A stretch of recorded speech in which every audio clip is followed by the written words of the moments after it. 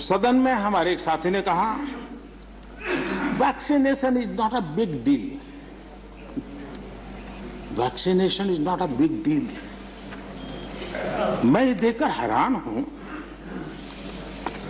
कुछ लोगों को भारत की इतनी बड़ी उपलब्धि नहीं लग रही है।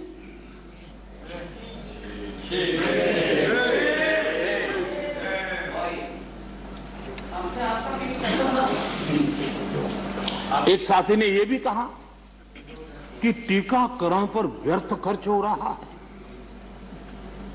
ये देश सुनेगा तो क्या लगेगा ऐसे लोगों को।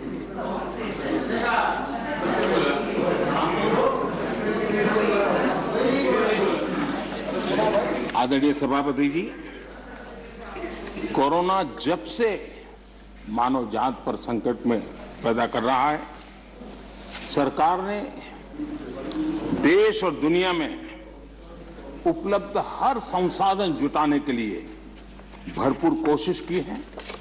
हमारे देश के नागरिकों की रक्षा करने के लिए जितना भी हमारी सामर्थ्य था, समझ थी, शक्ति थी, और सबको साथ लेकर के चलने का हमने प्रयास किया है।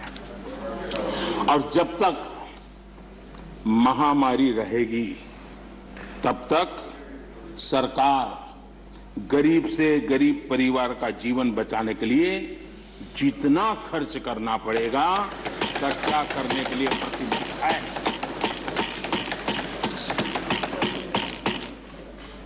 लेकिन कुछ दल के बड़े नेता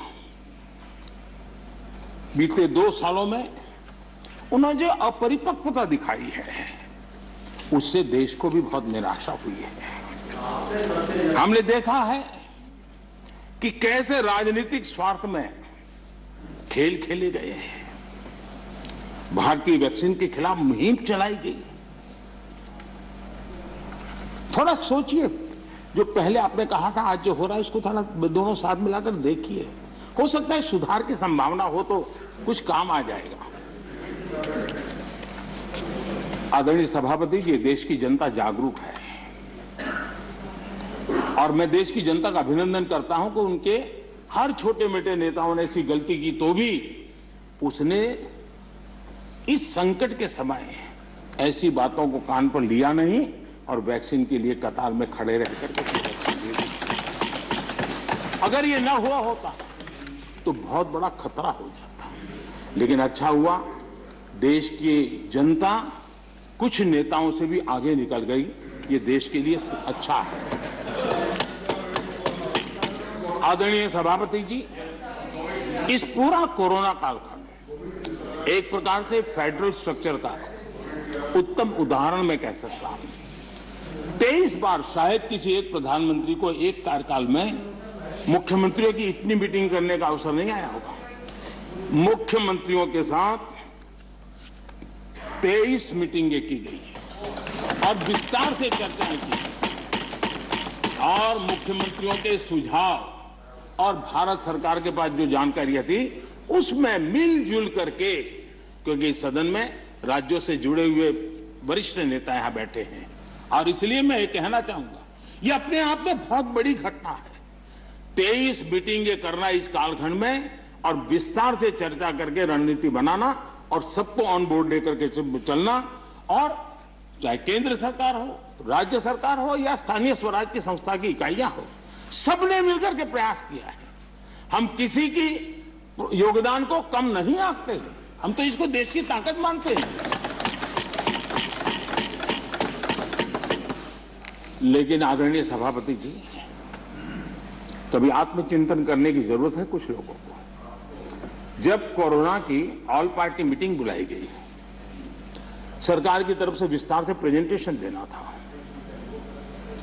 और एक तरफ से कोशिश की गई कि कुछ दल न जाए, उनको समझाने की कोशिश हुई और खुद भी नहीं आए, ऑल पार्टी मीटिंग का बहिष्कार किया। और मैं शरद राव जी का फिर से आभार व्यक्त करना चाहूंगा।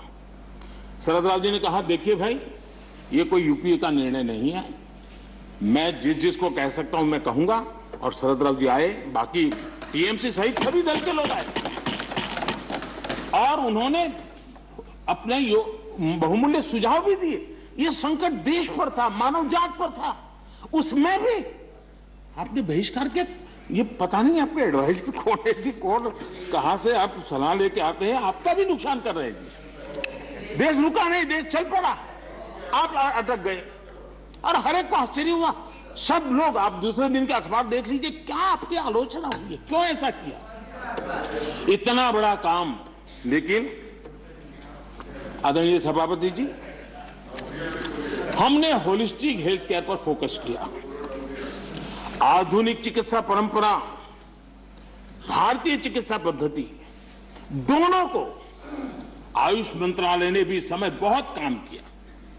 सदन में कभी कभी ऐसे मंत्रालयों की चर्चा भी नहीं होती है, लेकिन ये देखना होगा, आज विश्व में हमारे आंध्र तेलंगाना के लोग बताएंगे, हमारी हल्दी का एक्सपोर्ट जो बढ़ रहा है, वो इस कोरोना ने लोगों को भारत की उपचार पद्धति पर आकर्षित किया, उसका परिणाम। दुनिया के लोगों, आज कोरोना कालखंड में भारत ने अपने फार्मा उद्योग को भी सशक्त किया है। पिछले 7 साल में हमारा जो आयुष का उत्पादन है, उसका एक्सपोर्ट बहुत बड़ा है और नए नए डेस्टिनेशन में पहुंच रहा है। इसका मतलब कि भारत की ये जो ट्रेडिशनल मेडिसिन है, उसने विश्व में अपनी एक पहचान बनाना शुरू किया है। मैं चाहता हूं कि हम सब लोग जहां जहां हमारा परिचय हो, इस बात को बल दें, क्योंकि इस क्षेत्र हमारा दबा हुआ है। अगर हम थोड़ा उसको, और ऐसे समय है कि स्वीकृति बन जाएगी, तो हो सकता है कि भारत की जो ट्रेडिशनल मेडिसिन की परंपरा है, ताकत है, वो दुनिया में पहुंचेगी और काम होगा।